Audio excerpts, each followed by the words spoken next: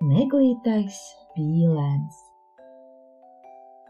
Netālu no grāvja, kādā vecā dārzā līgzdā, tupēja pīļu māte. Viņa sildīja olas. Jau vairākas dienas viņa gaidīja, kad beidzot pīlēni plēsīs čaumalas. Un tad kādu rītu viņa pēkšņi izdzirdēja: 5 glīti pīlēni atbrīvojās no olu čaumalām un izlīda no līgstas. Viņi bija dzelteni un pūkaini. Cik tevis ir liels, sacīja mammai gudrākais no visiem. Pasaule gan ir liela. Pīļu māte viņa maigi noglāstīja ar spārnu. Tu domā, ka tā ir visa pasaule? Tu maldies, dēls. Pasaule ir daudz plašāka. Tā ir daudz lielāka par šo sētu. Tūlīt pat es jums visu izrādīšu, tad gan jūs brīnīsieties. Laimīgā māte jau grasījās pamest ligzdu, bet pārsteigti ieraudzīja, ka salmos paslēpusies guļ vēl viena ola. Vēl palikusi viena ola, pīļu māte noteica, mazliet aizkaitināta. Cik tā liela un neparasta, bet galu galā es to izpērēšu. Pīle izstūpās uz olas un perēja atkal vairākas dienas. Kādu rītu viņa izdzirdēja, ka pekšķina tikko izšķīlies pīlēns. Tas teica aizmākušā balsī. Cik viņš ir neglīts, iesaucās pīle, kad ieraudzīja jaundzimušo pīlēnu. Vai tikai tas nav tīterens? Mēs to noskaidrosim pavisam drīz, kad dosimies peldēt. Pīle bija varen pārsteigta, kad nākamajā rītā, peldoties, visi viņas dēlēni, pat neglītais pīlēns, cēli turējies virs ūdens. Kaut būtu kļūdījusies, domādama, ka viņš ir tīterens, sacīja māte, un ievēroja, ka mazais nav vis tik neglīts, kā sākumā bija licies. Nav šaubu, kā arī šis ir mans bērns, viņa piebilda. Pēc tam, kad ģimene bija izpļunčājusies pa grāvi, pīļu māte teica: nāciet no laukā, tagad aizvedīšu jūs uz pagalmu un iepazīstināšu ar tēvu. Tiklīdz jūs viņu satiksiet sasveicinoties, izstiepiet kaklu un sasipiet spārniņus. Tikai turieties cieši pie manis un uzmanieties no kaķa. Ģimene devās uz vistu kūti. Tur pīle lepni rādīja dēlēnus citiem pūtņiem. Visi ar prieku nolūkojās viņos, bet ieraudzījuši neglīto pīlēnu, sačukstējās un izsmēja viņa izskatu. Pīļutevs pienāca pie maziņā un ieknābā viņam. Nevajag viņam knābt, sacīja māte. Ko nabadzīgs ir nodarījis sliktu? Neko, bet viņš ir tik briesmīgi neglīts, es nevarēju viņu nesodīt par to.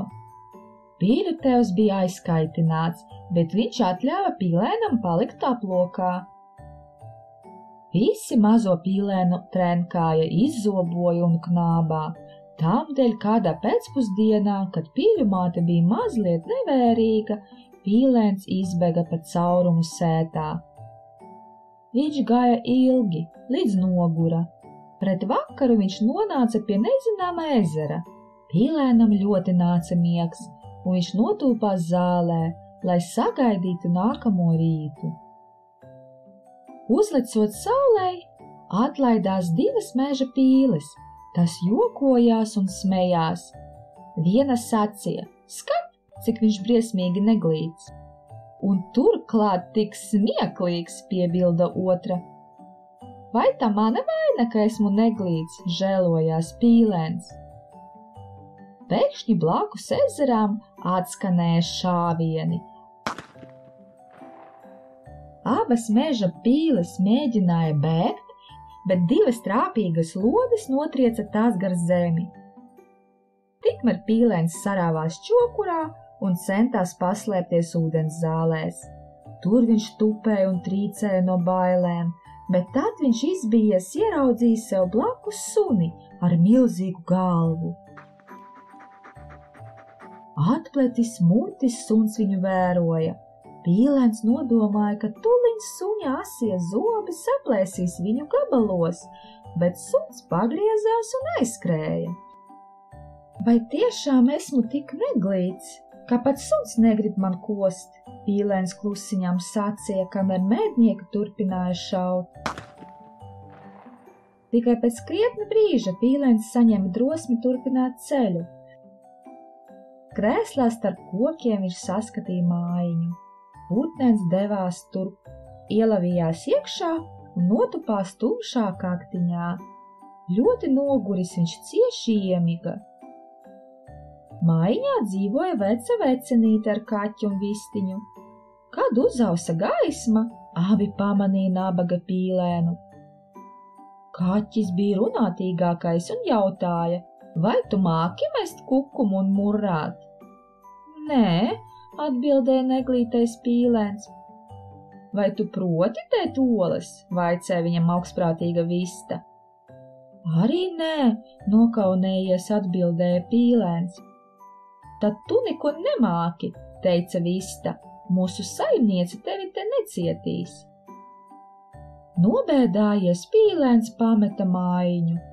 Viņš gāja pāri laukam, nonāca pie ezera un izpeldējās. Tā viņš tur ezera malā dzīvoja daudzas dienas, līdz pienāca ziema.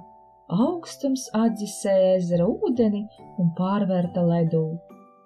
Garām gāja kāds zemnieks, viņš paņēma Pīlēnu un aiznesa uz mājām. Zemnieka ģimene bija priecīga par neglīto Pīlēnu. Bērni spēlējās ar mazo putniņu, bet rotaļas bija tik nejaukas, ka nabaga Pīlēns nobijās un vēlējās aizlidot. Bet, kad putnens mēģināja aizmukt, viņš sasita piena krūzi, kas atradās uz galda. Sadusmota zemniece grasījās viņam sist ar slotu, taču Pīlēnām izdevās aizbēgt. Kādu vakaru, kad Pīlēns paslēpies zālē, raudāja par savu nelaimi, viņš ieraudzīja baltus gulbjus, kas klusām slīdēja pa ūdeni. Es piepeldēšu pie šiem skaistajiem putniem, sācīja Pīlēns. Viņi knāps, bet man vienalga, es vēlos mirt. Nevilcinoties viņš mētās dīķī. Gulbji piepeldēja pie viņa. Pīlēns grasījās paslēpt galvu zem spārna un gaidīja knābienus, bet tad ūdenī pamanīja savu atspulgu. Kāds pārsteigums! Viņš vairs nebija neglīts Pīlēns, bet gan skaists gulbis. Pie dīķa pieskrēja divi bērni un priecīgi sauca: Skat, skat, vēl viens gulbis! Viņš ir skaistāks par visiem! Vecie gulbi peldēja viņam klāt, lai to noglāstītu. Neglītais Pīlēns nu jūtās ļoti laimīgs.